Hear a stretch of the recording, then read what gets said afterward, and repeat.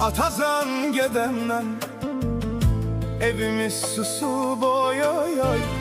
Yok olup sevincim, kalbi dert basıp.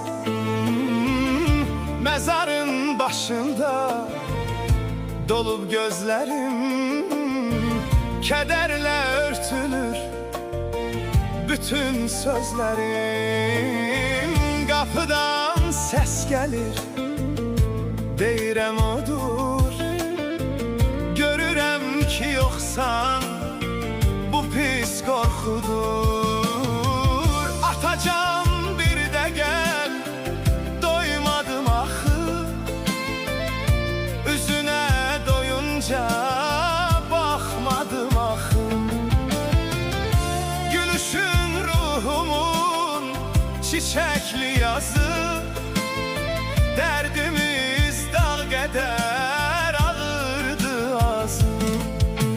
Bir tikə çörəyi də bizlə bölərdin.